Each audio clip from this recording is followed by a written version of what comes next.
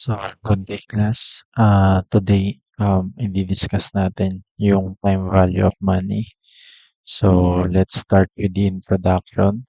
So, as you can see in PowerPoint, yung present value nandito sa kaliwa, then yung future value nandito sa kanan. So, ang iisipin muna natin dyan is ibang value ng pera ngayon at ibang magiging value ng pera sa susunod na panahon. Okay? So, bakit nga ba nangyayari yon? Siyempre, may mga factor na nakakaapekto sa value ng pera. Pwedeng inflation rate, pwedeng interest rate. So, ang pag-uusapan natin now is yung factor na nakakaapekto sa pera, which is yung interest rate. Okay? Then, yung interest po, ang partner po niyan is yung time, yung oras. Kung sakaling walang tumakbong panahon, hindi rin hindi rin po dapat na tumakbo yung interest, okay? Gano'n lang po siya kasimple. So, let's start na po dito. So, as you can see, ito po yung mga kailangan natin i-consider para ma-determine natin yung halaga ng pera ngayon, okay? So, let's start po dito sa present value of 1. So, yung present value of 1 po, ginagamit po ito sa pagtukoy ng halaga ng pera ngayon kung sakasakaling sa susunod na panahon meron ka pong marireceive na isang bagsakang amount, okay? Or lump sum cash flow or one-time payment, may marireceive kang pera, okay? So, ito po yung gagamitin mo sa pag-compute ng value ngayon, present value of 1. Kung sakasakali naman po na iba-iba yung amount na marireceive mo ng pera every beginning or ending ng period, ah, gagamitin mo pa rin po na formula is yung present value of 1. Mamaya po papakita ko po yung formula niyan. Pero ang i-consider po muna natin kung kailan sila ginagamit. Okay? So, yung next po is yung present value of ordinary annuity. Ginagamit po to kapag regular po yung cash flow or yung nare-receive mo na amount every ending ng period and dapat po regular yung interval. Okay? Then, yung next naman po is yung present value of annuity due or in advance. Regular din po yung amount na marireceive mo dapat and regular interval. Kaso, every beginning naman po ng period. So, ito pong present value, ito po yung gagamitin natin sa pag-determine ng magiging value ng pera ngayon. Okay? Kung sakasakali sa susunod mo pa marireceive yung pera, magkano siya ngayon? Okay? So, ito na po yung formula niya. Yung present value of 1, as you can see, ito po yung formula niya. Ito pong FV is future value po yan. Yung PV, present value. Okay? Future value, yan po yung halaga ng pera sa susunod. Kung marireceive mo na siya sa susunod na panahon, magkano na yung value niya. Yun po yung future value. Okay? Ano naman po yung I? Ito po yung interest rate. Okay? Then, ano naman po yung N? Yung N po, yun po yung compounding period. Ilang beses po bang nag-compound yung interest? Okay? Kung sakasakaling 10 years before mo ma-receive yung pera, dapat 10 years patras. Okay po, kaya naka-negative. Yung 10 years, meaning, for example, 10 years bago nga po ma-receive yung pera, kailangan 10 years, ah, af 10 years, for example, 2026 ngayon, then marireceive mo yung pera 2036. So, before mag-2036, magkano muna yung value ng pera ngayon? 2026. So, 10 years po yung pagitan. So, yun po yung gagamitin dito kasi 10 years nag-compound yung interest. So, then kung mapapansin nyo po dito sa formula, may nadagdag lang na 1 minus and divided by interest rate. Okay? Pero almost the same lang naman po. And syempre, itong PMT, periodic payment na po yan. For example po, ang nare-receive mo na amount ay 200,000 every year end. Okay? Every ending ng period, every year end. Eh di 200,000 po ilalagay mo po dito. Hindi po yung total ng ng every year end, hindi mo po ito total yun. Kumbaga yung 200,000 lang na nare-receive mo periodically, yun po yung ilalagay mo sa PMT. Okay? So, itong formula po na to, ginagamit to kapag present value of ordinary annuity. Okay? Then, next po, yung formula naman ng present value of annuity due or in advance. So, may nadagdag lang na 1 plus I or interest. So, as you can see, galing siya dito, naging ganito po siya, nadagdagan lang. Ginagamit po itong formula na to, sa ulitin ko po, kung sakasakaling regular po yung cash flow na marireceive and dapat po regular din yung interval at syempre dapat nare-receive yung amount every beginning po ng period. Okay? So, may mga i-consider pa po tayo pagdating sa compounding period kung ilang beses po nagko-compound yung pera. So, for example, annually, sinabing annually, meaning every year po nagko-compound yung pera. Kung sinabi naman po semi-annually or every 6 months, ganun po nagko-compound yung pera every 6 months po. Quarterly, every 3 months, monthly, every month. So, ang concern po natin dito, kung sakasakali po na bigyan ka ng interest rate, we assume po na annual interest po yun. Eh kung sinabi po sa problem na compounded semi-annually, so i-divide mo po muna sa 12 yung annual interest rate, then i-multiply mo po sa 6 para makuha mo po yung interest rate na pang semi-annual po. Okay, ganun po siya nagwo-work. Then yung effect naman po nito sa compounding period, mas lumalaki po yung compounding period. For example po, 2 years, compounded 2 years, meron pong duration na 2 years pero compounded quarterly. So, ilang quarter po ba meron sa 2 years? Meron po tayong 8 quarter. Okay? Kasi meron po tayong 4 na quarter sa isang taon. Then, dahil 2 taon, 8 quarter. So, yung compounded period po na gagamitin mo, magiging 8 na po. Kasi sinabi po, compounded quarterly. Okay?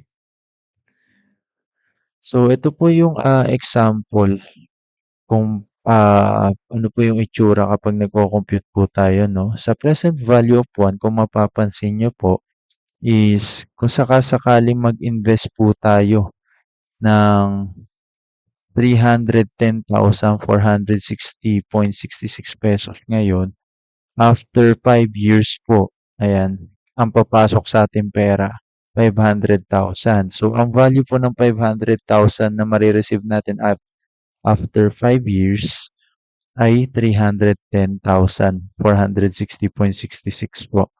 So, ito po yung present value. Okay? Ayan. Then, ito naman po yung future value, yung 500,000. Bakit po may nakalagay dito sa baba, present value of cash inflow? Kung sakasakali po na marami pong cash flow, kapag minano-mano po yan, dito po papasok. Okay? Dahil isa lang po yung naging cash flow, ito lang pong pang fifth year. So, ito lang po yung present value niya. So, yung present value po ng 500,000 na yun nung fifth year, para sa fifth year is 310. So, ito rin po yun. Okay? Ganun po siya, nagwo-work. Kung sakaling maraming cash flow po, mamaya, paliwanag ko po kung paano siya nagwo-work. Pero isipin nyo po muna, ito yung future value niya after 5 years. Ayan, yung 500,000 after 5 years. Then yung present value nun, ito po. Kung maghuhulog ngayon, ng ganitong amount, ito na po siya after 5 years. Okay? So, ito naman po yung sa may irregular cash flow. Ganito po siya nagwo-work. As you can see po, iba-iba yung pasok ng pera sa atin taon-taon. Ayan po, cash flow, inflow. Iba-iba yung pasok ng pera sa atin taon-taon. Then, kung gusto po natin maka-receive ng ganitong amount sa iba't ibang taon or ng iba't ibang amount sa magkakasunod na taon, ito po yung kailangan natin ihulog. So, paano po yan na-compute? As you can see po, ito po yung present value niyan. Ayan, manually. So, present value po nito, ito po. Nung ginamit po yung present value of one formula, ito po yun. Then, ito naman po, ito yan. Then, ayan, manuals. Manual po kinompute. Then, tinotal po itong mga to, yung present value na yan. Pagka-total po niyan, ito na po yan. Ibig sabihin po, ito yung kailangan mo ihulog para makatanggap ka po ng ganitong amount sa unang taon, sa pangalawang taon, sa pangatlong taon, sa pangapat na taon, and panglimang taon. Okay? Then, ito po yung interest niya. Yan. By the way, ito rin pala sa taas, may interest din po. So, paano po yung kino-compute? Siyempre, kung magkano yung halaga na marireceive mo sa kabuuan ng lahat ng pumasok sa yung pera minus doon sa kinailangan mo ilabas na pera, yung tinubo ng pera mo, yun po yung interest. Okay? Kaya i-total mo lang po itong lahat ng cash inflow mo, then minus mo lang yung cash outflow mo, yun na po yung total interest. Okay? So, sa present value of ordinary annuity naman po, as you can see, gaya po ng sabi ko kanina, ginagamit po yung present value of ordinary annuity kung sakasakaling equal po yung or regular yung magiging cash flow. Ayan po. Yan, puro tig 200,000.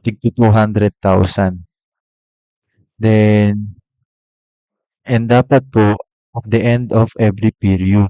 Meaning, nung natapos po yung unang taon, naka-receive po ng 200,000. Nung natapos ng pangalawang taon naman po, 200,000 and so on and so forth.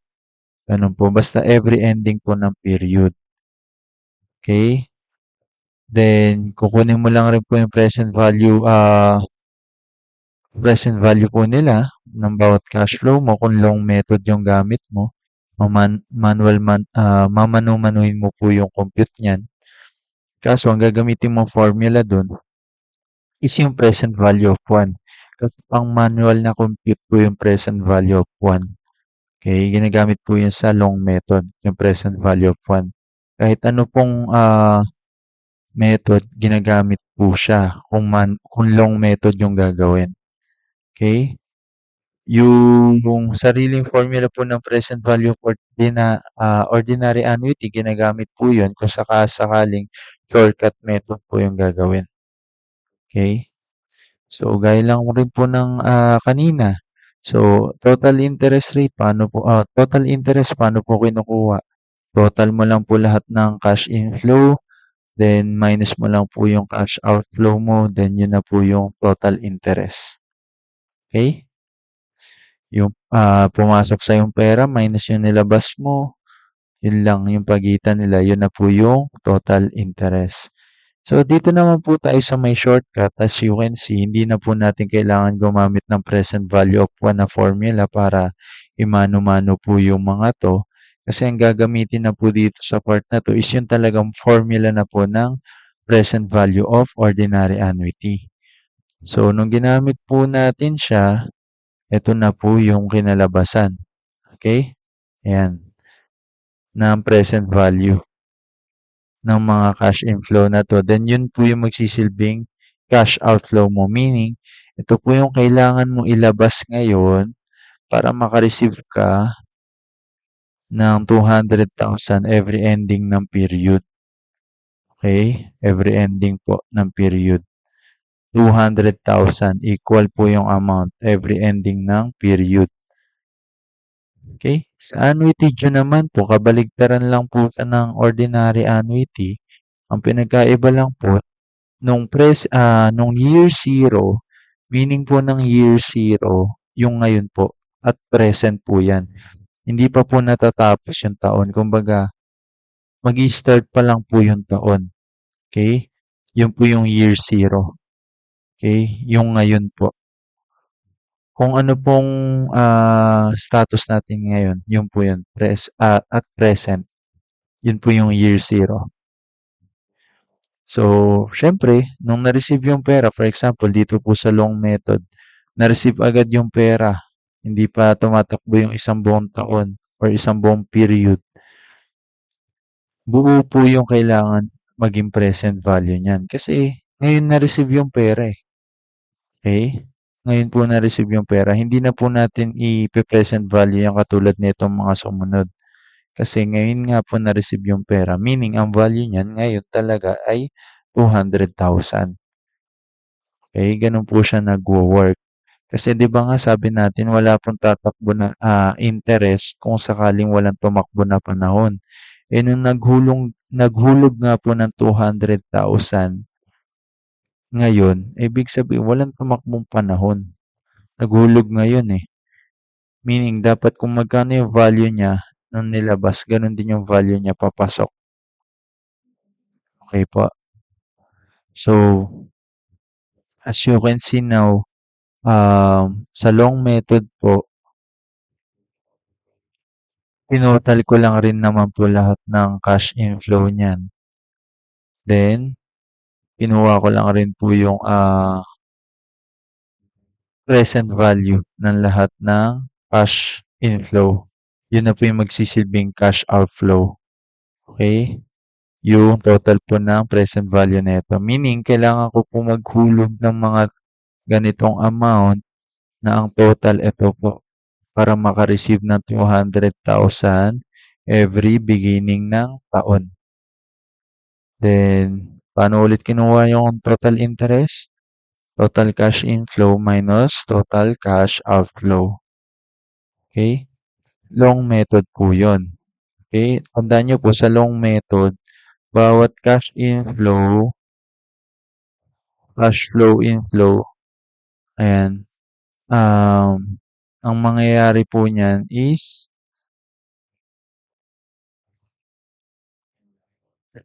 present value of 1 po yung ginagamit kapag long method to. Pero pag shortcut method na po, ang ginagamit po natin is yung formula na po talaga ng present value of annuity due. Kaya yung kinalabasan po now is eto po. Ito na yung present value niya. Nung ginamit na po natin yung shortcut na formula. Then, yun na rin po yung magsisilbing cash outflow. Yun na po yung kailangan natin ihulog ngayon para makareceive tayo ng 200,000 pa rin every beginning ng period. So, as of now, ito lang naman po yung cover muna ng ating time value of money. So, sa susunod na meeting po, sa